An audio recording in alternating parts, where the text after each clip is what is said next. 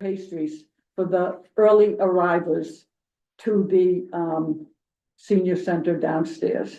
He really put their needs above his, everything about him. We didn't have a meeting last night, so I couldn't tell you, but it was on my Facebook. The services were this morning in Dedham.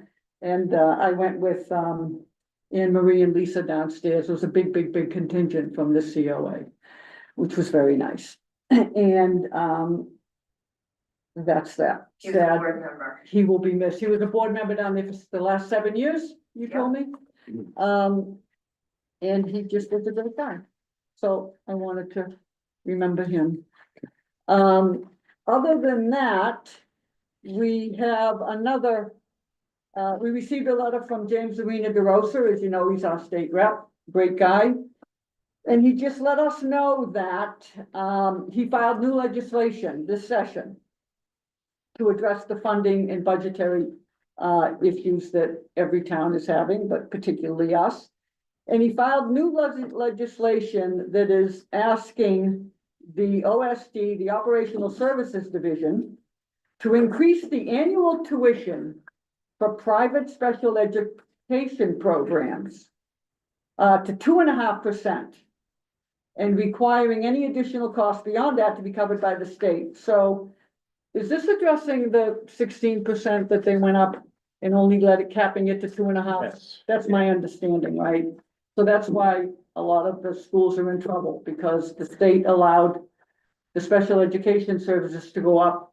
What was it, Mike?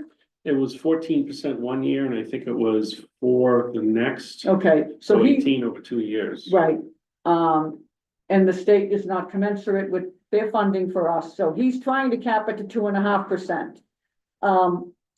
And additionally, okay, and then he says it's, there's another, he's also, part of the bill is to increase the special education circuit breaker reimbursement to 90% and reduce the approved cost threshold to 37,000. Do you understand that better than me? Yeah, basically, it's based on the average cost to educate a student in your district. There's a certain formula that once it gets above a certain threshold, the state will reimburse a certain percentage. So he wants to bring that current cap number, which I think is somewhere in the 40s now, down to 37, and then to be able to make that other adjustment so that, you know, the towns will be better up to, you said 90%, I believe. Yep, So the 90%. town will be better, towns will be better compensated or reimbursed. So it Okay. won't be as hard a financial hit Okay. for communities that sometimes in short periods of time have to add a lot of students with special needs into the district, and the cost can be substantial. Right, including us. Yeah. So he's doing what he can do, and we can only hope that it goes somewhere. Yeah. Right? Okay. Other than that, we do have a placeholder for the school, and, where were we when we, at the finance committee? Finance meeting? committee, yeah. At the finance committee meeting, the last Wednesday night, Craig and I attended, and the Tri-County, the same people that were here in December, I think, came and updated what's going on with Tri-County. So Craig's gonna tell us what's going on with Tri-County. Okay, we have our assessment in the budget this year for students. We have 45 students attending, which is 11 more than last year. So that drives up two components of the budget, the total cost to send kids for tuition, and then on top of that, the construction cost. This is also the first year of the large construction costs hitting, and it'll continue for the next 20, 25. Waiting for the final bonding number to come out, but they haven't announced that yet. So next year, in addition to the tuition for the students, which is absorbed in our normal operating budget, there's $348,000 of construction costs that we're going to have to pay. We've been fortunate, we have free cash to cover that. In addition to that, we've also have $300,000 of additional free cash we put into a reserve fund just set aside for Tri-County, which will give us $300,000 for next year's cost, which I assume will be close to $348,000 again. And if you remember last year, we put $400,000 into stabilization for Tri-County, same reasoning. We didn't have the reserve fund at that point, but so we've been setting aside money every chance we get. So we can avoid having it impact budgets, cut into other services, or need an override to pay for it. And next year, we should have $2.5 million of free cash because it's based on the prior year's estimates. So hopefully we can set aside a little of that for future years. So we're trying to build up as many years as we can on the hopes that that one of our state legislatures or somebody can make a change to this whole process to give us additional funding. They're also pushing a bill that I'm not sure if it'll be retroactive, but it would pay 80% as the starting point for a VOTEC school instead of 53%. Right now, the VOTEC school is 53%. And then after you make your cuts to get it down to, this site work is capped, classrooms are capped. It gets down to about a 30-something% reimbursement. So it starts at 53, comes down to 30.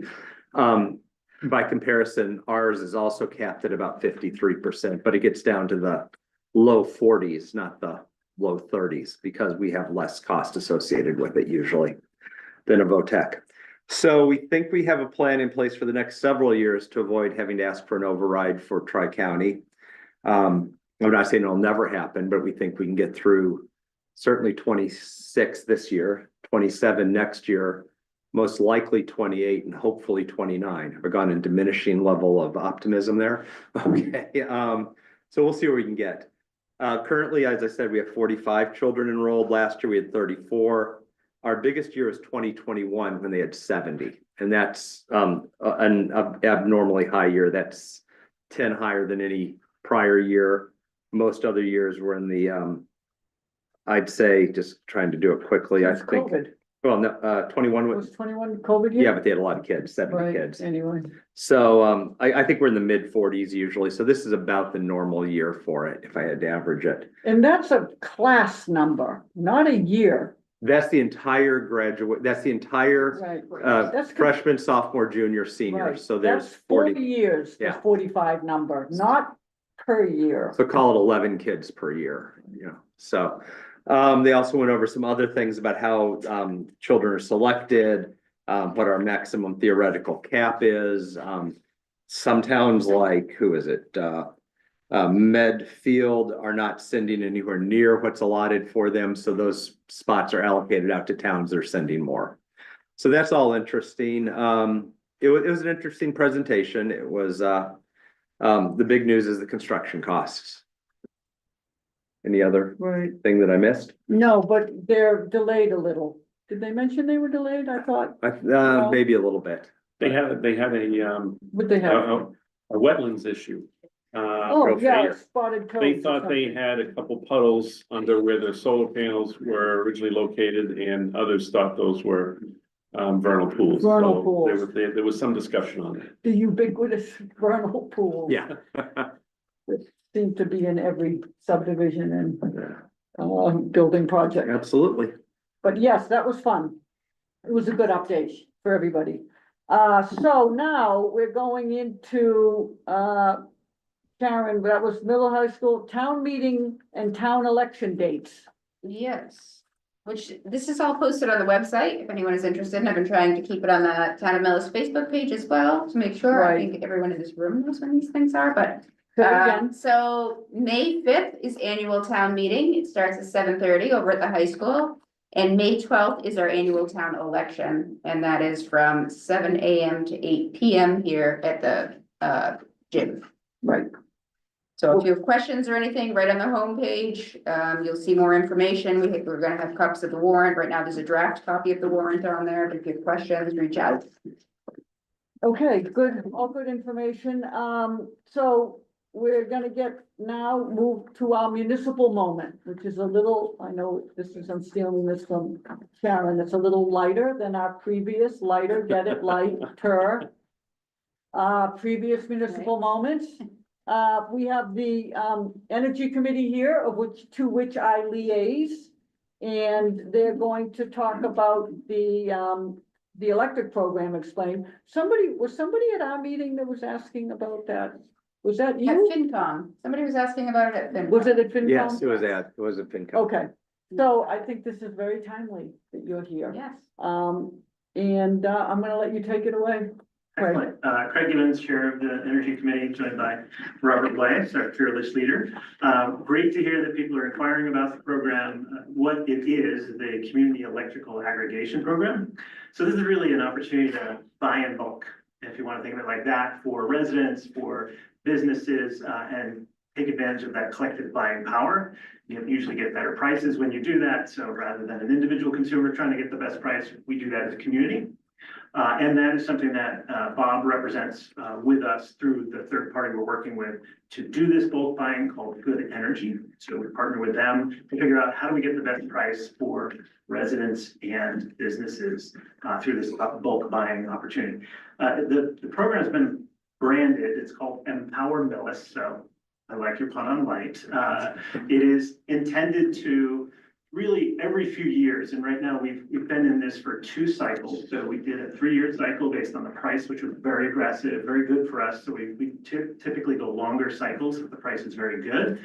If the price is a little higher that we're getting as we're going through negotiations, we might do a shorter term. So right now we're in our 2nd cycle of this community electrical aggregation. And it's a 2-year cycle that is active right now, but it'll wrap up at the end of this year, when we'll go out for a bidding for another cycle of pricing. Depending again, if we get a favorable or not pricing there, we'll figure out the term. Sign on to get that rate. And really what we're talking about, there's 2 parts of your electrical bill. So if you've ever looked at your electrical bill, there's a supply piece. And there is and I know Bob is probably pulling up the resource, so I'll explain that in a moment, but there's a supply piece and then there's the delivery piece. So when you get a bill from Eversource, they're still the ones that the electricity is flowing through, wired up to your houses. They provide the infrastructure to get wherever that electricity is coming from into your homes. So that's the delivery piece of it. And the supply piece is really what we're going and trying to get this collected, a better price through collective purchasing or bulk buying through community electrical aggregation. There is a resource, because there's a lot of questions people have asked around that. What are my options? And can I opt in? Can I opt out? And how long is this going to be for? And all those sorts of things. There's a website that's been prepared that we want to make sure people have access to. It's Empower Millis. Well, the URL's there. Empower Millis. What is it? Millis.org? empower.millisma.gov. Thank you, .gov. So this site will outline a number of things. It outlines that fundamental piece that we're trying to get better prices for our electricity as a community for, again, residents and businesses. It actually, can you scroll up a little bit, Bob? So there are options in there actually on the first page. When you go out here, it explains the whole program. It explains the kinds of options you have, how to opt in, how to opt out, even gives you some visuals around what I was explaining about your electricity bill and where to look for who's doing what in terms of delivering and supplying. But on the first page of the site, what you'll see is we wanted to make sure we could get an aggressive price for community members, but also try to give a mix. We are the Energy Committee, so we were trying to find a mix of opportunities for people to purchase not just a default buying option, but also figure out how they could increase the amount of renewables that come in their electricity supply. And that's really what's outlined in the first page. Currently, we have 3 offerings as part of the program. And these are the offerings. These can change with each cycle, but really what it's intended to do is provide something that is comparable to the default pricing and options you would get when you go through Eversource directly. And we call that the Millis Millis Basic product. That's the most comparable to the default price people would pay today. And then we have 2 other products. One is called the Millis Basic product, which is a little lower price. Millis regular product, which is a little bit more renewable energy, so the price is a little higher. And then also a Millis Plus program, which is even more renewable sourcing of your electricity. These prices that you see on the site are actually locked in for 2 years. So when you become part of the program, which every resident is by default, unless they choose to opt out, when you become part of the program, the prices that are there based on the program you're in is what you'll pay for the period of contract. So right now it's been the last year plus this year. And at the end of this year, you would be opting into new pricing or by default be eligible for new pricing. But whatever price you see there, that's what you pay for the duration of the contract that we had through Good Energy. There have been fluctuations, but I should step back. One of the big things that was a benefit in the first cycle we had, it was a 3-year contract, very aggressive pricing. People net through that 3 years saved quite a bit of money because we had a more aggressive price. This cycle, this past 2 years, we're seeing the prices fluctuate a little bit. The suppliers will change prices twice a year. And so while we're steady state as part of this community electrical aggregation, prices may go up or down, usually towards the end of the year, in the middle of the year, when the demand for electricity changes. So sometimes we win in terms of the price that's pushed out to the market, and sometimes we'll be on the other side of that, so we might be paying a little bit more. But the objective is that net over the 2 years, we're getting a better deal. And so right now, I think the prevailing market price is a little lower for Eversource. So right now we're paying a little bit more, but we have been benefiting net over the period of 2 years. Bob, you want to share any additional thoughts on that, or do you have any additional insights? Well, right now, it started back in February when Eversource went out to bid, and they came in with a 6-month price. Eversource has to go out as Craig was mentioning, these fluctuations, that's because Eversource goes out every 6 months. They're required by law to go and get a new price. The last price they got was at 13.2 cents per kilowatt hour for the supply, which is less than ours. So people who are in the program have the opportunity, if they want, they can withdraw from our program and just go with Eversource's cost. However, in July, Eversource has to go out again. And in July is not a good time to go out for electricity because prices will be higher. So if you have withdrawn from Empower Millis and you've gone over to Eversource, make sure you check your price back at your bill in July and August. And then you can always come back to Empower Millis. We don't charge for a separation fee. We don't charge for getting into the program. Can you do that like Yes. every month? Yes. In and out, in and out, in and out? Yes, for Empire Millis, a lot of people have third party, and this is Right. these are actually all third party programs. But if you have a third party supplier now, you should check and make sure that there is no exit fee attached in your contract. Right, I looked for the opt-out on the website and it was not easy to find. Can you make that more We don't prominent? make it, just because you can, Craig, doesn't mean we make it easy for you to find it. Well, that's a complaint that I have heard. Can we make it as easy? I'm going through this at As work. easy to opt in as opt out? Yes, because What country are you from? to find it and do it, because I could not find a path and I almost just stopped in the office because I have that luxury. So But on the homepage. we it's not easy to find. It is absolutely not easy to Right, find but it. we can certainly update that to. And I would, make that more when the rate prominent. comes down, on Eversource, I would make that more prominent. When the rate goes up, I'd make the opt-in highly prominent, because that's when people are gonna come back.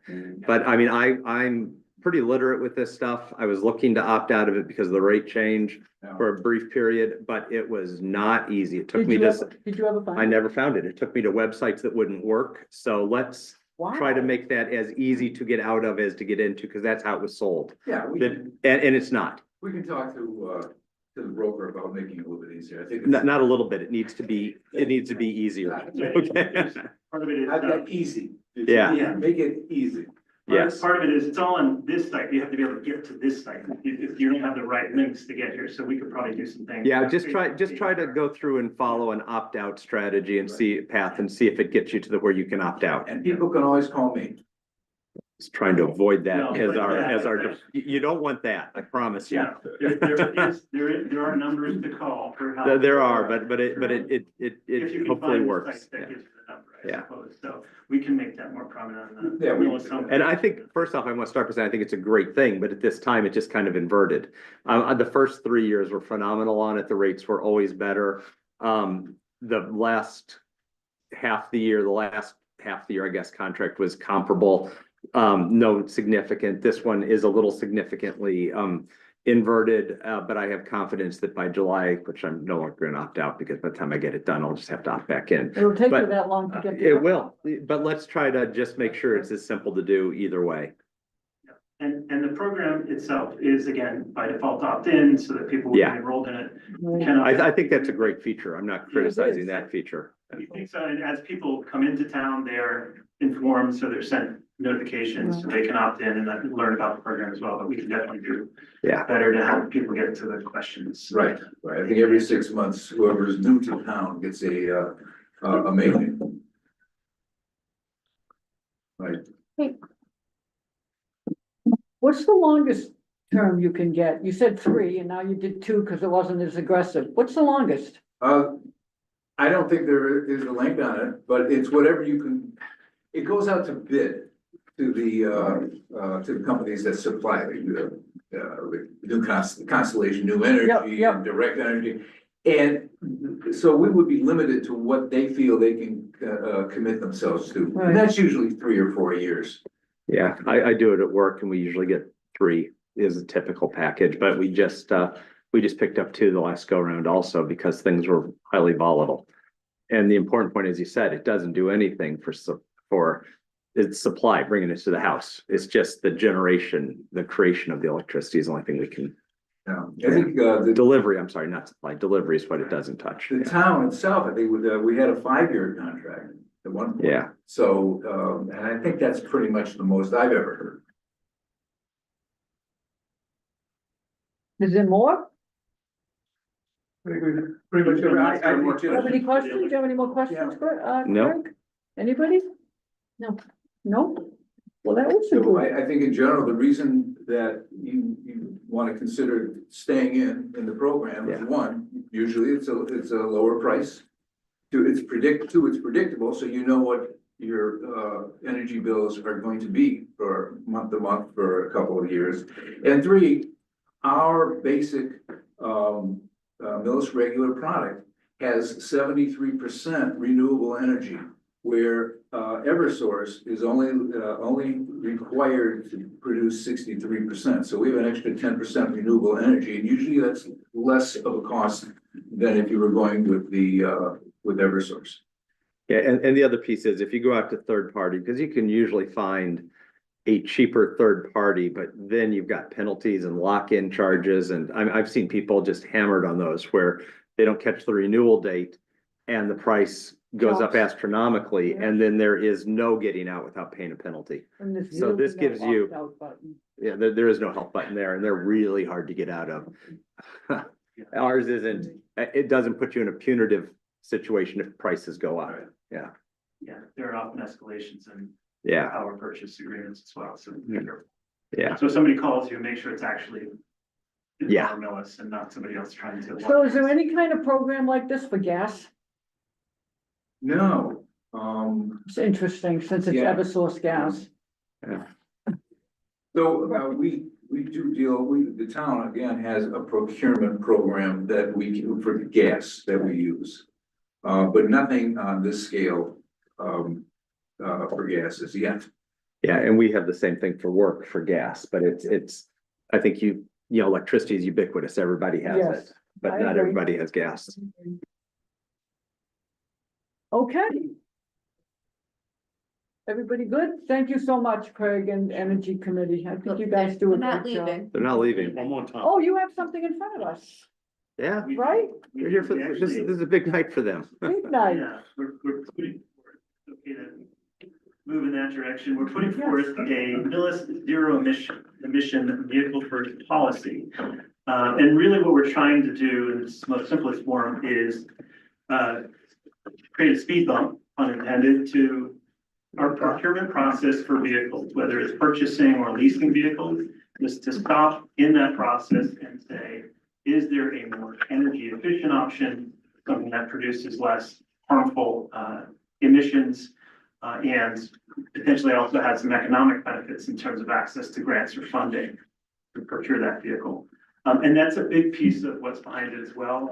We have been the benefactors of the Green Community Program, which is something the Department of Energy Resources put out years ago. We became part of that in 2015. And so we've been in good standing, been able to reap the benefits of their grant programs and their support. One of the things that they're going through right now is kind of a Green Communities 2.0. And it's climate, they're referring to that as the Climate Leaders Program, which is what we would be moving towards to remain in good standing with this green community, what has been green communities to date. And one of the first or initial steps is to take a look at the fleet and figure out, are there ways that you can make choices that do become more energy efficient, less harmful in terms of the emissions of those vehicles, and again, take advantage of benefits. And so that's really the catalyst behind this, is to put forth a, hey, let's have a conversation before vehicles purchased. And we just by default go with traditional fossil fuels or gasoline vehicles. What other options are available? It's also important to note as we put this forward, we're thinking, of course, you know, the next purchase, but our goal as the Energy Committee and for the statement we put out there a little while back around becoming carbon neutral by 2050. This is one of those steps. So today, the options may not be cost effective, or there may be less options available to us to do this in a responsible and fiscally, both fiscally and from a performance perspective. But we're thinking 10 years out, 15 years, like along the way to that 2050, what other options are out there? And so the intent here is to say, as we're making those purchase decisions today, tomorrow, and years to come, what other options do we have that move us in a better direction? And so hopefully, do you all have a copy of the policy? Yes. Yes. Excellent. The first, yeah, I'll go through without verbatim, but the first page is really a page and a half is really working through some of the definitions. There are different types of vehicles, whether they're pure electric, electric plus alternative fuels, or even electric plus gasoline. So different types of vehicles we're talking about as we think about zero emission vehicle policy, or even just better options. There are also items in here talking about exemptions. So may not have a good choice to replace a fire truck with an energy efficient vehicle. So that is something that would be a very legitimate exclusion, but at least having the conversation that today there isn't a good option. So we're gonna have to purchase in the traditional manner. And there are also classes of vehicles that are part of how the Department of Energy Resources thinks through this too. So large, heavy duty vehicles versus lighter duty vehicles, those sorts of things. And so, and also in the definitions is the concept of fleet, right? So we're talking about any of the vehicles that the town purchases, owns, leases, operates. And so that's what we're referring to as the fleet. So those are the definitions on the first page and a half, to kind of acclimate a little bit to some of the terms we're talking about as we think about these efficient vehicles. I'll pause there for a minute. I know you're probably absorbing a lot, but any initial questions on the definitions before we get to some of the policy itself? No. No, we're good. Okay. The purpose is highlighted here, and it really captures the spirit of those three things. Do we have more energy efficient options? Do we have things that are going to options that are going to emit less harmful or have less harmful emissions? And are there options that actually have economical benefits in terms of grants and things like that when we go through the procurement process? The way that this proposal is positioned is to really have a funnel, if you want to think of it as choices when you go to procure a vehicle, thinking first and foremost, what's the most efficient option available? And we've classified that as a battery electric vehicle, or you can think of it as a pure electric vehicle. Is there something available that serves the purpose and is fiscally responsible too in terms of the cost of procurement? From there, if there isn't a pure electric, is there something along the hybrid model? So that might be electric and something else. If not, is there an alternative fuel that, again, less emissions, less traditional fossil fuels? And if not, we have that fallback to, okay, then procure the vehicle that is available for the purpose as the last option. So really trying to think through what's available, what again might have additional financing or grants or something like that available to you too, that still serves the purpose. We're not asking for people to get something that is going to underperform the job that we're trying to procure the vehicle for, by no means. And really that's the crux of it there, is to go through that decision tree. There are a number of things listed here as well that just talk through whether you're purchasing or leasing, going through this decision or this thought process, and some of the language around things that potentially be excluded. There are a number of resources that we point to as well to say, if you're not sure what the exclusions might be or what fuel efficiency would be classified as, there are resources that publicly share that material, and those are referenced here. And as well, we also have, Bob, this is just an example of some of the vehicles, on page 3, but, excuse me, page 4. But we have some examples of some of the vehicles that would currently at least be evaluated for, more energy efficient vehicles.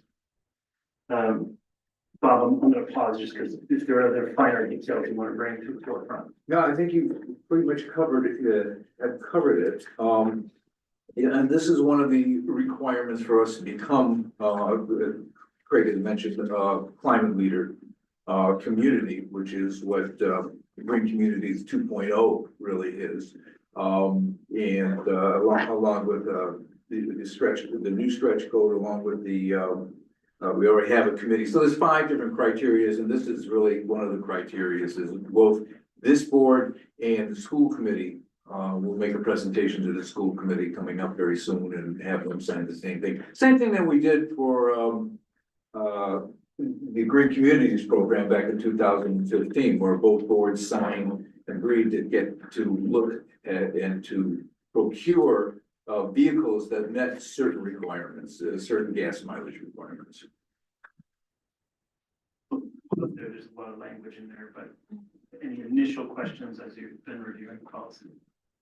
No, it makes sense. It's something we talked about the capital planning committee too. We have a tool we use to evaluate the purchase of a new vehicle or fire department gear or repair a building. But for when it's a vehicle, if this was included somehow as one of our rating points or factors, it might be helpful in giving extra merit to the electric vehicle. And there's going to be cases, the snow plow is an issue. It's really hard to charge it for 6 or 7 hours after it's been on the road for 6 or 7 hours and let the snow pile up. So there's certain things that don't make sense, as you said, but there's a lot of them that do. So we can look at that as we go through it. Right, and that is one of the reasons in the first paragraph on the Yeah. purpose, it mentions that, Right. vehicles that are not commercially available or practical. Right.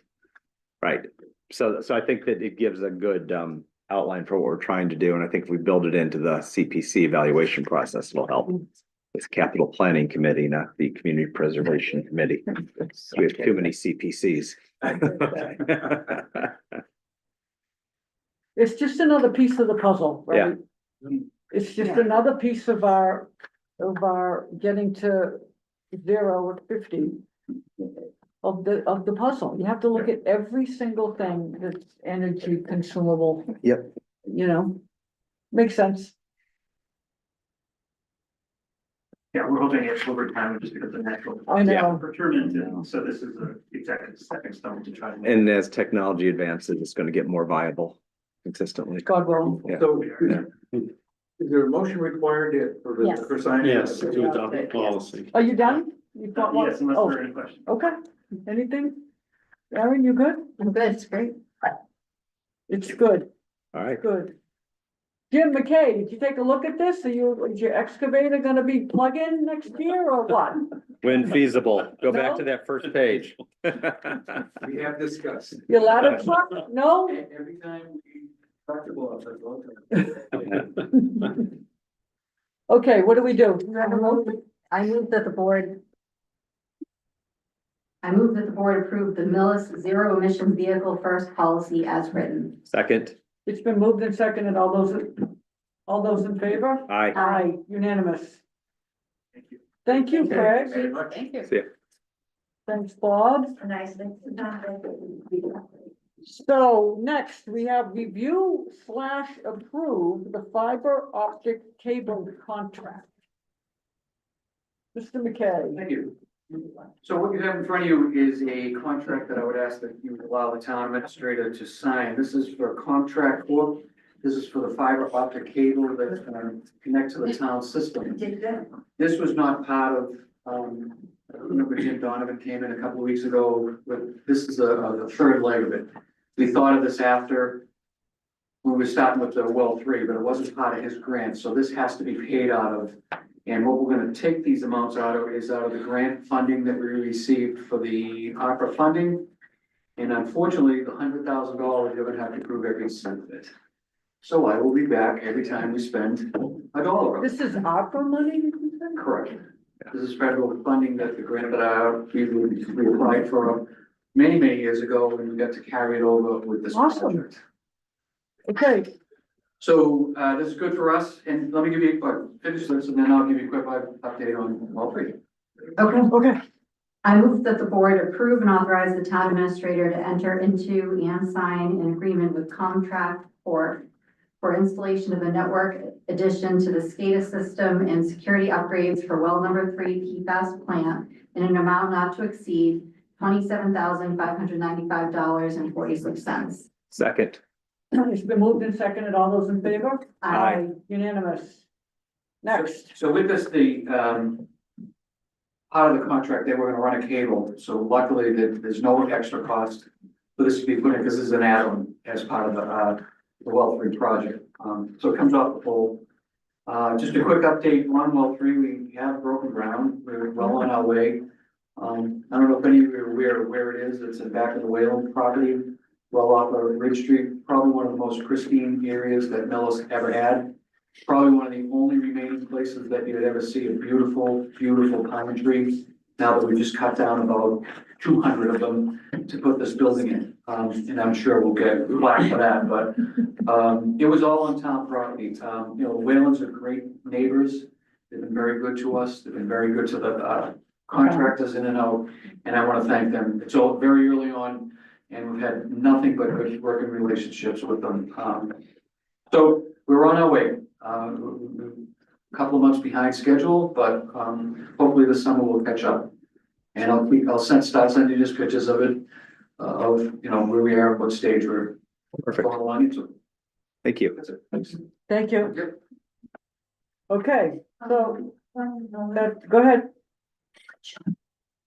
I just want to make a comment. I was at a meeting last evening and Millis was brought up about how progressive they were with PFAS. And I want to just recognize Jim for all the efforts and the town with all the efforts, because it was a room full of very knowledgeable women. It was a women network group, and the person who was our presenter happens to be a PhD in all of the clean energies, and she acknowledged. I just thought it should be noted that the efforts that this town has made on PFAS and with the wells and all that Jim has done should be noted. Thank you.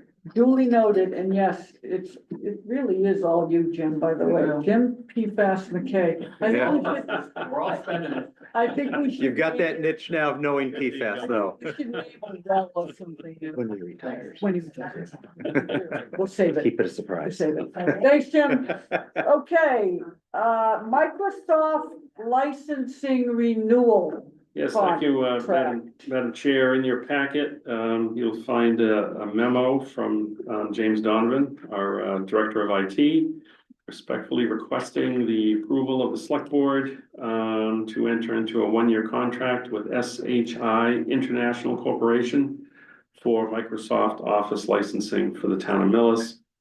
The agreement in your packet would provide the necessary licensing for continued use of Microsoft Office products across all town departments. Total cost for the one-year agreement is $27,720.62, and the funding is available within the current IT budget. So this evening, I'm requesting that the board authorize me to sign the renewal contract with SHI on the board's behalf. I move that the board approve and authorize the town administrator to sign a one-year renewal contract with SHI International Corp. For Microsoft Office licensing for the town of Millis for an amount not to exceed $27,720.62. Second. It's been moved and seconded. All those in favor? Aye. Unanimous. Thank you. Mike, so we're gonna open the warrant in a minute, right? Yes. So you that's not in this package. You sent that later. 'cause I sent- pushed it to- I sent some information to I you, think you have a copy of it here though, too. No, yes. Friday, Oh, some I know it. yesterday and some today. Okay, perfect. Thank you. So you've been getting a lot of information. So yes, I would recommend the board, take a vote to open the warrant. I move that the board open the May 5th, 2025 annual town meeting warrant. Second, It's been moved and seconded. All those in favor? Aye. Unanimous. Thank you. So, Madam Chair, just following up from your meeting of last week, I just want to note some recommended changes to the warrant, since you met, last Monday. Primarily two articles primarily. The first, Article 12. This is the article that, relates to the request for a special act for, to allow certain waivers for certain eligible senior citizens. After discussions with various town officials and with town council, I am recommending some changes to Article 12. I think I did send out information to the board, I think it was yesterday in regards to this. So the first item has to do with the timeliness of the article. We wanted to make sure that the article as written would be able to be utilized as part of the middle high school building project. So in section 1, did change the word, which will now say which borrowing is undertaken instead of which is approved. Which means that as long as the board and the treasurer take out the bonds for the project subsequent to the special act being approved by the legislature, then that project would be eligible as part of the waiver program. So that's the first recommended change. The second has to do with financial assets, and that's in section 2 of the article. In that first paragraph, midway through the paragraph, town council has recommended adding the words, Consistent with, I'm sorry? consistent with, Yeah, well, I'll just read section 2 and then talk about the added section. So section 2 says the Board of Assessors may deny an application if it finds that the applicant has excessive assets that place the applicant outside of the intended recipients of the senior exemption established pursuant to this act. And this is the new section, said determination to be consistent with asset limitations imposed by the Commonwealth for affordable housing eligibility for persons 55 years or older. So that sets a clearer bar.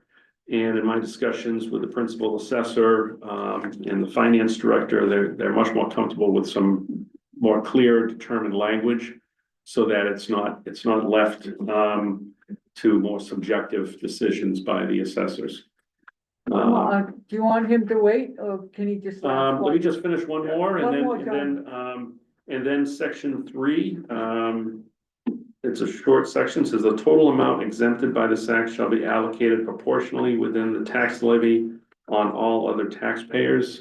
Before it said on all residential taxpayers, so this would expand that to all taxpayers in the Right. community. So the proportional redistribution of the cost would be to all of the taxpayers in the Right. community. So those are the 3 changes from the article you saw last week, and that I put before you for your consideration and discussion tonight.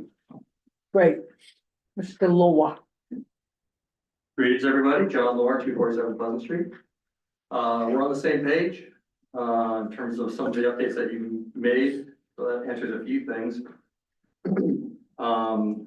In no particular order, just going back to some of those changes and maybe a couple of add-ons, and I'll kind of follow up my own questions. So on Article 12, in the first paragraph, in the first sentence on the third line down, says senior citizens property exemption for school building projects. It's plural. So this would be a change for going forward for any school projects, not necessarily or including the school building project. It's my understanding through Please clarify. through my discussions with town council, that'd be through any school project that requires a debt exclusion. And from the date that this is approved by the legislature going forward. So it would not impact the Clyde Brown project, Correct. because that's, All their that's debt in the past. exclusions. So this would just be for school projects that require debt exclusions. So nothing on operational side. Correct. That's All correct. debt exclusion, correct. Just- So theoretically, or hypothetically, if the school building passes in the fall, and then there's other projects down the road, anyone who's still alive could possibly qualify for further tax exemption. Yes. Hypothetically. Yes, and this exemption, individuals would have to apply on a yearly basis. So they have to Correct. apply every year for the exemption. So in 50 years, if we had to do the Clyde Brown over again or make a renovation Right, there. unless there was a this- change in statute. Yeah. Then that would continue in force and effect. This is really a change in, senior exemption, tax exemptions. For going school forward, projects. not necessarily the school building. For school For school debt, building for only. school building debt debt Yes. funded projects. It's not Yeah. limited to this one. Correct, Right. that's That's your my question. point, thank you for Right, clarifying, right. not just for this one school building project going on now. Right, so Right. if there's another debt exclusion for a school For a project, school. say 25 years down the road, for, Yeah. whatever reason, then unless this act were to change in the meantime, then that would also apply to that future project. I think that as a policy decision, this would not, this particular one, the need or what we feel, the purpose wouldn't change moving forward. You know what I mean? Yeah, I don't I think, agree, I don't think I it's agree, really it gonna, helps you now and it helps in the future, yeah, Right. yeah, and I guess the way I. No. No, no, That's not I guess what I'm looking at is, future tax liability exposure for the other taxpayers. It's probably minimal, but it's something that came across my mind. So that clears up that, I appreciate that. So under the section 2 regarding the excessive assets. In my quick reading today, the Mass Circuit, what's the proper term, the circuit breaker? circuit breaker tax credit, Yeah, the circuit breaker credit, it has a $250,000 numerical value for excessive assets. yes, not including someone's home. Correct. Or their, protected retirement savings, I believe, which Yeah. is, certain IRAs and certain. Retirement accounts. Yes, So I get the verbiage you're stating here, but for residents trying to understand what excessive assets are, they might have to do some research on their own versus just stating what the guidelines are. Does it make sense to add just the well, guidelines? we could, as a point of information, I wouldn't recommend putting it in the act because that They'll change, that change. does change. Yeah, But we could certainly put something, information together to show what it is currently, that's fine. what the current Yeah, I just- thresholds are. I follow you. I think it just, there's still unanswered questions in the audience standpoint. Yeah, so basically 250,000 is excessive today, Yeah, but that excludes home and protected retirement assets, however those are defined. yeah, Okay. yeah, exactly. Got it. Okay, that, and I appreciate the section 3 change. I noticed that on all the taxpayers, versus the first, or the latest, rendition that was on the draft, so that's good there. Couple other further questions, if I may. you may. All right, so. Going down the list here under section 2. So single applicant age 65 or older. At the close of the previous year, I get that person's either of whom is age 65 or older at the close of the previous year, and the joint applicant is 60 years of age older. So if you're a spouse, a married couple, and you are 65 and have a spouse that's younger than 5 years, you're getting excluded. Until your spouse turns 60, that's Okay. correct. Okay. I don't know how many spouses are out there like that, just wanted to clarify. Could you explain, actually section 4? says a person who speaks, to qualify for the exemption under section 1 shall be, shall before the deadline. Do we know when that deadline is? We thought August 30th? Yeah, I believe the principal assessor mentioned the other day was in August. It had to be August Yeah. 30th. There were certain annual dates that they had to meet, so I believe that's in August. Okay. And then, could you, Different, which are different though than the rest of the breaks. So it's gonna be very confusing for people. Oh, those are tax breaks, quarterly tax breaks. yeah, so, and then section 5, can you just explain, no exemption shall be granted under the act until the Department of Revenue certifies? Is that certifying the tax returns of residents? I believe that certifies our tax rate. Tax rate. Oh, Yeah, I'm sorry, the town tax rate? Yeah. yes, Gotcha. Okay, And that's the non-exempt portion of the tax rate, I would imagine, because the exempt portion is certified as a total dollar amount, but then it'll, based on this, would be redivided per person. okay, So I guess it is the whole tax rate, but the exempt portion would be redistributed based on those who apply. right, so I think Yeah. the point there is that even if the assessors determine that your application makes you eligible, it's not official until the state approves that tax rate and allows the town Yeah. to send out the bills. correct, so talking to Teresa briefly today in the assessor's office, the current tax returns are from 2022, sorry, I'm jumping from tax returns from tax rates. So it would be whatever the last completed tax returns are in terms of qualifying for the. Yeah, it would be the last ones that certified returns to them that are verifiable, Yeah. that they would use, Yeah. that's correct. Yeah. Couple more questions? Let's do my regular work for you. So, going under these guidelines and assuming that you qualify for your circuit breaker, I imagine any tax filer is going through a CPA or an accountant or on their own is gonna go through line 44 on form 1 of the mass tax return. That is So- correct. So they're gonna know, I know, right? Right? So they're gonna know whether or not they qualify for that first check, right? Right. Then the question becomes, how many Millis residents are age 65 or above? Right? Right, well, there's a series of boxes that It's every more- taxpayer would have to check off to be able to qualify for this, so.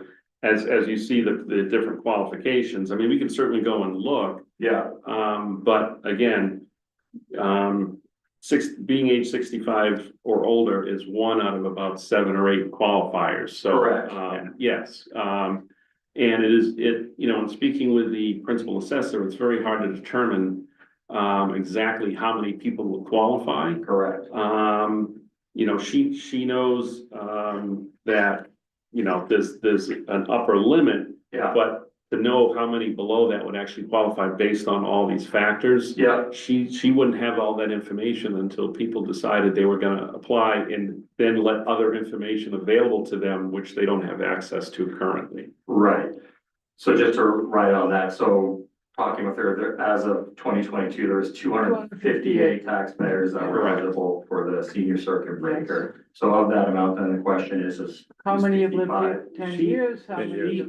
She estimated, and she doesn't know the 10-year mark, Right, but she estimated she would be surprised if more than 100 people would qualified. meet all the qualifications, and then all those people would have to apply. Correct, Every So as Correct. far as, from the basis, as far as determining what the impact may be to all the other taxpayers, that's something we can use as an estimate yeah, by maybe running some examples. yeah, As, what type of percent increase, like just throwing a number out there, if the taxpayer had a $500 impact from the project.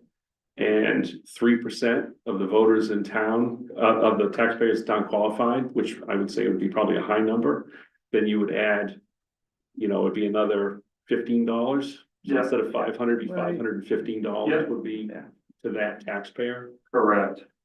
No, I follow you. And just to round out the check, your home value has to be under 1.1 million roughly. And your AGI has to be below 72K single, 109 merit filing joint. And the cost of your property tax bill plus half of your Water, sewer water bill. and sewer has to be more than 10% of 10%. your income. Right, Perfect. right. Go ahead. Yeah, Well, I'm finished. And then, Madam Chair, I was gonna say, and also, won't it change depending on what we're borrowing the project? Well, the amount. Yeah, the we're, actual we're never gonna amount. know, we can't give an There's exact no way amount to at give this a point. real- Exact That's what number. I'm saying, so Yeah. this, yeah, sorry. so, right, so, just to round that thought out, so hypothetically, if, and again, these are all assumptions. So if Millis finances through debt exclusion 90 million and the average tax increase is $800 for those numbers. This would be an additional, depending on how many of the 258 show up and how you spread that This would, Roughly liability out. $25. Yes. Small dollars, yes, right? yes. Just wanted to go through the process there. So the question then, I understand that this is for seniors, but now we're starting to decide who qualifies from a financial burden standpoint. So do we have any thoughts along single parents, disabled folks, people that are struggling outside of age 65? Could I- Qualify for Yeah, circuit? Just to back up a little bit on the genesis of the proposal in the first place. There is one other community that has a similar special act that's been approved, and that is the town of Hopkinton. And this language is very similar to Hopkinton's language. Yes, You know, we were, you know, I wanted to confirm 100% that this was an approved special act because, you know, this was a somewhat unusual act to be passed. And really in looking at it, I think the goal, and I'll defer to the members of the board as far as really the goal here is to really, as far as our long-term residents, most vulnerable, most likely to be really negatively impacted by a debt exclusion if their finances are very tight. yeah, That was the number one goal. And number two is understanding that any major shift in this special act request has a high likelihood of failure. Because, again, we'd be stepping into territory that no other town has stepped in before. If we try to expand this to all other, Right. you know. Totally, yeah. And really, most of the tax breaks or tax deductions for property taxes that the state has already approved have to do with seniors and veterans mostly. You know, in somewhat lesser degree, the disabled. yeah, So this really falls in line with the senior aspect of that. So really, we're you know, looking to follow, and because we have a time frame issue too, as far as this upcoming project is concerned. So understood. if we were to expand this, if the board were to decide to expand this a lot more, it would have a much more likelihood of failure at the state, and then it really couldn't be enacted for this upcoming project. So I think that was part of the thought process here. Right, And understanding that there are other taxpayers that, you know, maybe a young couple who, or maybe they have other financial pressures. And I think most taxpayers at times in their life have gone through that. That would be a difficult thing to encapsulate in something like this. But I mean, it's a good point. Yeah. and I guess my point, is to demonstrate without knowing the various numbers, because of all the variables, totally get it, is what are the other taxpayers gonna be burdened with, even if it's $25 or $15? The average person can probably cover that. The question is, would that snowball over time where you're getting 15 with another Well- school debt exclusion, which would probably not be for a while? Yeah, the school debt exclusion should go down over time as more houses are built. Yeah, Because you're spreading that same, call it, Cost. same 1 or 100, whatever, 7,000, $1 million over more homes. yeah, So that's just gonna reduce the burden on each home. So it will be going down over time. And then, we're not gonna need to do another major debt exclusion for a school in any of these seniors' lifetimes, my lifetime, Correct. or maybe yours. Maybe yours. Yeah.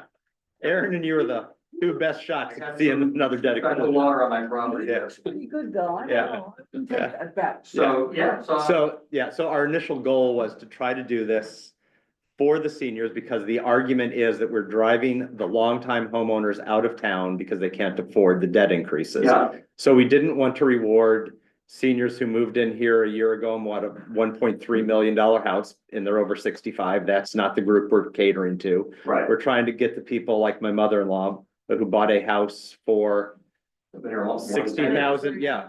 Yeah. Yeah, I get not it. 60,000. I just Yeah, think, yeah. Totally get it, totally, if we can look for tax exemptions for seniors, that's all good. You know, in the other pool where the taxpayers are absorbing that tax increase. It's just, that would be good if, I think questions will come up at town meeting. Yeah. About some of the guidelines Yeah. versus just the general guidelines. Right? And before the word gets out that I'm doing this to benefit my mother. She did pass away a few years ago. I was just using her as the example of Yeah. somebody who bought a house for less than my car. I can see the headlines on Facebook Yeah. now.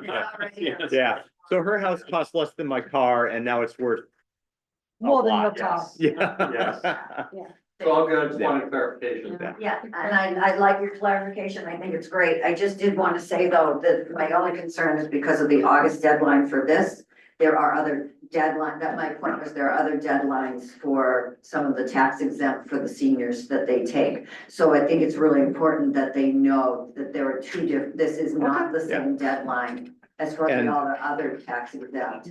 And that was in our meeting yesterday, that was a Get the bad concern chair. that the Yeah. assessor had Yeah. because of the differentials in dates. Right. Well- It would be very confusing for people. So if this should go through, I really think that it's imperative that they know that somehow they're. Yes, I mean, Okay. should this be approved by the voters and the special act approved by the legislature, we will certainly work with the assessor's office to try to advertise those Right. dates as widely as The possible. senior Yeah. with Yeah, our council on aging. director. Oh, yes. And the other advantage is this, if this passes, and if the school passes in November, we still have 2 to 3 years before bonding to notify people. So we've got, it's not like this passes now and in August you have to apply. Right, You've right. got 3 years, Plenty of time. 4 years.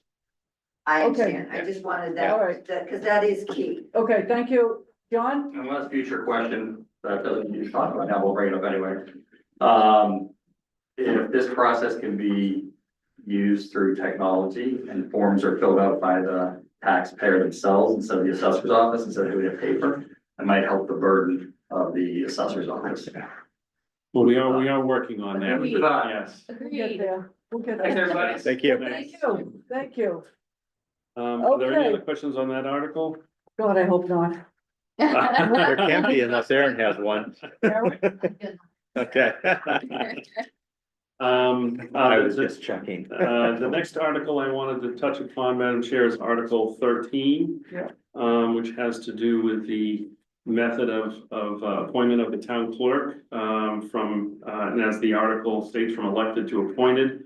I did have a number of conversations with, town council last week, as well as with the chair, about the article and the different options and approaches.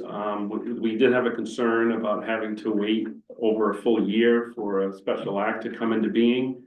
And we did have some further discussions about some other options here. And the other option that is currently in the draft before you is for the town to actually vote to change the town clerk position from elected to appointed by directly making a change in the home rule charter, and then having it approved at the ballot. As you know, you already have a ballot question on the election. Taking this route, it would require a 2/3 vote of the town meeting and then a majority vote at the ballot. And this follows the process in the town charter to appropriately change this type of provision. And this would allow a change if voted by the citizens to occur within 30 days following the ballot election. Okay, okay, it's a 2/3 vote where? The Town meeting. Town meeting. And then a majority Majority vote at the ballot. At the ballot. Okay. So Town this election. charter change is accepted by a majority vote of the whole town. at a regular or special election. Yes. Election. Which Of, was- oh, of yeah. town office, when I saw Yeah. election, that's confusing. Oh, it's not. That's legal speak. Okay, yes, okay, that's, Yeah. So really, that's up for the board to determine if you're comfortable with that approach. I think it does have its advantages. I mean, it does require a 2/3, so Fine. certainly if it's approved at town meeting, it would be an overwhelming majority. Would need to approve it, and then it would need to get the support of the majority of the voters at the election on May 12th. And I think this is the way our charter reads, and I think this is the right way to go for changing Yeah. important positions. I don't think you wanna slide it through quickly. There's a process, we Yes. should follow that process. and, it's, you don't have to wait a year and a half or 2 or 6 for the legislature, Right. to, you know, There's a lot of Get the uncertainty 10 out. there and a lot of work and lobbying that has to take place to get that through, Yes. so. okay, very good, Okay, Right, and the last item, Madam Chair, I think is rather minor. yeah, But in Article 15, we have the list of all the parcels that we're looking to have reclassified from general municipal purposes to disposition by the select board. There was one parcel that, in speaking with Mr. Weiss, would be has some problems as far as being able to sell it. So he's asking, at least for now, to remove that one item from this list. oh, wait a minute, I'm not listening to you. I This don't is know why. Article so 15. this is Yeah. properties. Right, one, I'm going back here, Oh. was the second, on Article 13, wasn't there another piece that we did to change something else, or is that all in 13? Remember there was another little piece to, 13, we basically, yeah, no, it's included in there. it is, All that language is new, so that entire article is But you know new. what That's I'm been talking reviewed, yes, about? I do, the second, yes. okay, And town council has reviewed and approved it and made the additional Great. tweak to that language. all right, now let's go That, back, that is, but that's the section that says, and by replacing section 4-2C with the following reserved. That meets, there was an issue Great. that had to be adjusted. yep, I'm on Um, it, okay, now what piece did we pull out, On Article 15. Yep. It's just one parcel. which one? Brandywine Terrace. It's a large landlocked parcel. I know what it is, the Yeah. big piece, Yeah, it is a big piece, but, there is some concerns with it. And so, I mean, we've got, it's in the middle, is it in the middle of a subdivision? it is, it's the very middle of subdivision and there's some concerns Yeah. about it and we think we need some more study on Yeah, it. me too, I didn't think it Uh, got in there, so Yeah, I'm so, going. so it's been removed. I think it was the only parcel in there that was more than an acre. Very good, But that's been removed. So, very good, as far as the annual town meeting warrant, I believe that's all the changes. So if the board is, would accept those changes, you could vote to accept those. Vote to Okay. close the warrant, vote to approve the warrant, and vote, and then sign the warrant before you leave this evening. okay, I know that these two zonings, right, there's two zonings in here. I know that they're gonna be talked about, the planning board is going, I know there was some question. Some people had some questions, so I know that the planning board is going to the finance committee Yeah. tomorrow night to explain these two zoning Yes, articles. and actually, there's one more thing I would So note that's a good that, thing, I Yeah. would note, I did speak with, Camille earlier today, and she did provide me with a map, that, will be in the warrant. So it's the map as provided by the planning board. of- Okay. This is Of the going to FEMA look maps. spectacular in grayscale. Just letting you know. And we will have a giant blow up of this map. Okay. Outside the town meeting, when people Okay. come in so they can study it on the way in, and it'll be online as well. It'll probably be Hopefully, easier right. to see online. I know what. I know it's difficult unless you have a 3x5 map. Okay. Okay, Is So there- any other questions on I the don't warrant? think so, do we? no, have I any? don't think so. We good?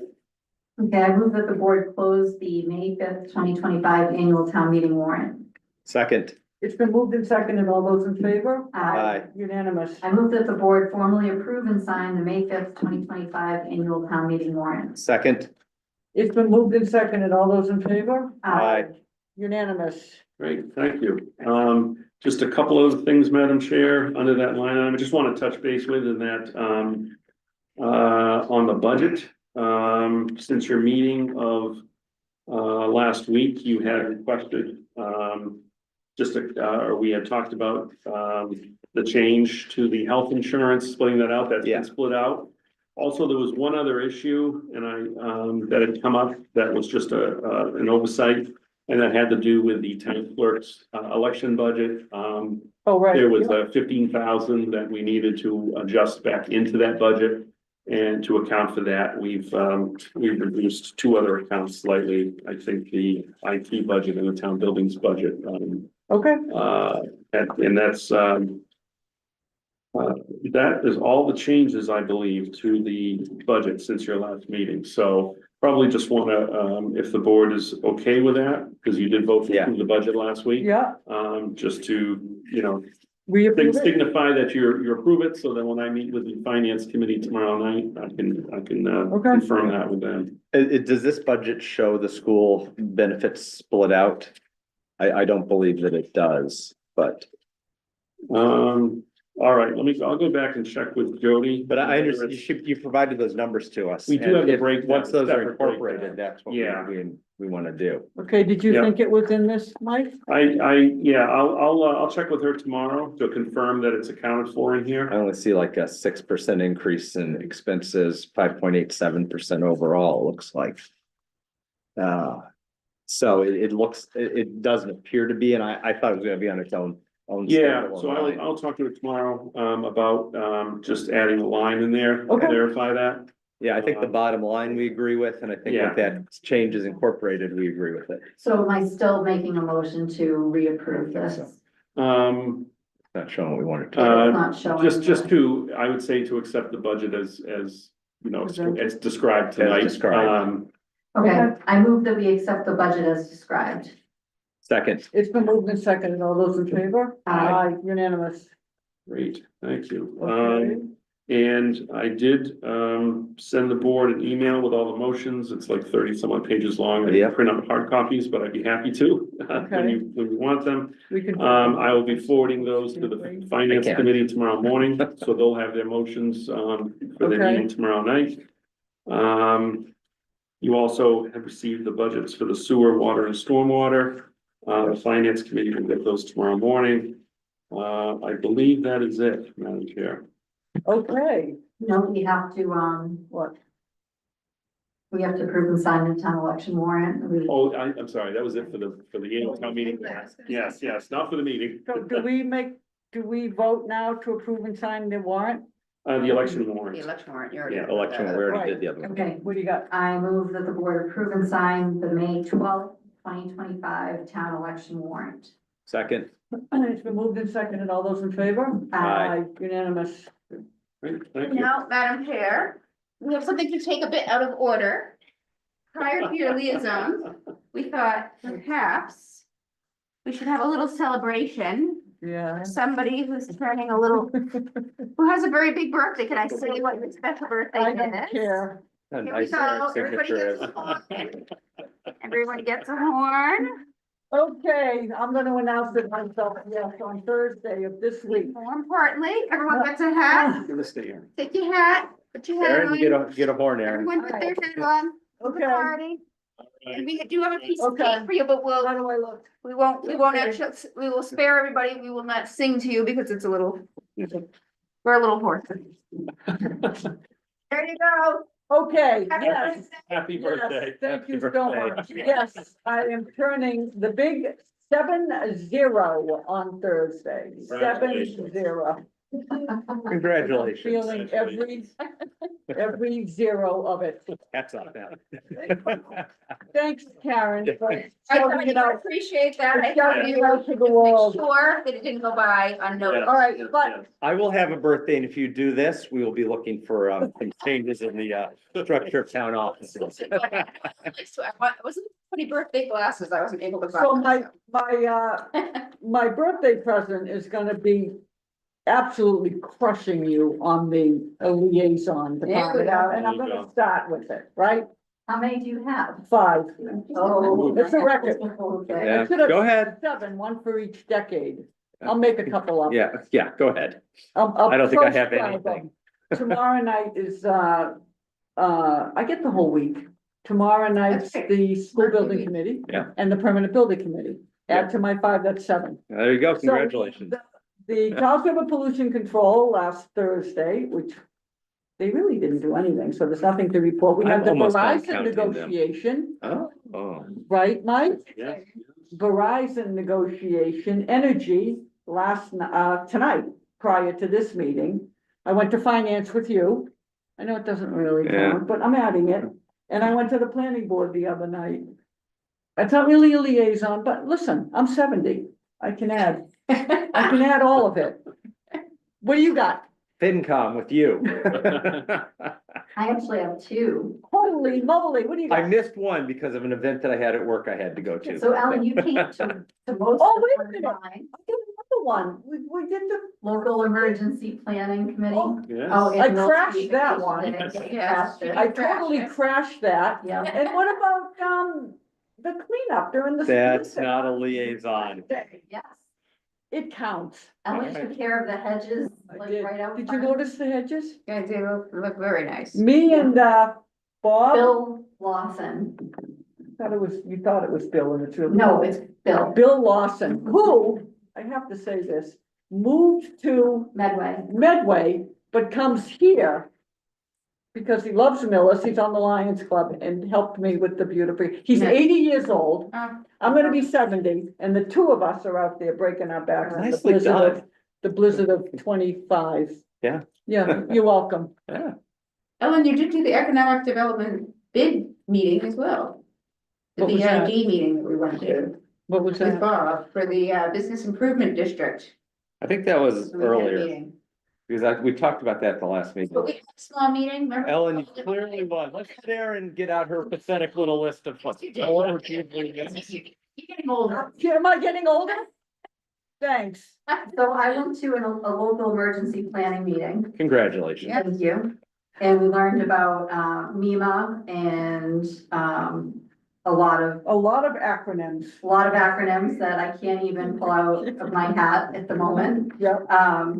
But yeah, we're gonna have some more local emergency planning meetings with what they call tabletop exercises to, Excellent. you know, kind of work through any of our emergency I have no plans. idea what that- Went to cemetery committee, Oh, my God. which is my It favorite. is your favorite. It is my favorite. Talked about general beautification of the cemetery, you know, from bushes in certain sections to, you know, fixing a fence, talking about maybe someday getting some interactive software that you could put Locate in your somebody's plot. name and locate a plot, which would be really cool to be able to do. I like the way she's talking about this on my 70th.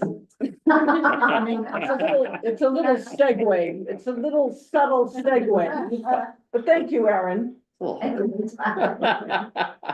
Just had the timing just happened to work out. Yeah. So it was a good meeting though. Good. All right. What have else do we more. got? We have, Draft minutes, please. minutes. Okay, what do you got? Is there, thank you to Sam from the majority? Yep. Well, one of them are older. It's from your town meeting in the fall. I saw that. Yeah, so I Oh, wait a did, minute, don't we have the water sewer commitment first? no, we don't have We that. don't don't have have one. I'll be the next meeting. Oh, placeholder, okay. So, there was one small edit I sent along for the March. I saw. She actually reads them. Yeah. I read them too, but I don't catch anything. All I read them, but I can't notice that something's wrong. right, so anyway, I move that the board approve the draft meeting minutes for November 19th, 2024. February 24th, 2025, and March 17th, 2025 as amended. Second. It's been moved and seconded. All those in favor? Aye. Unanimous.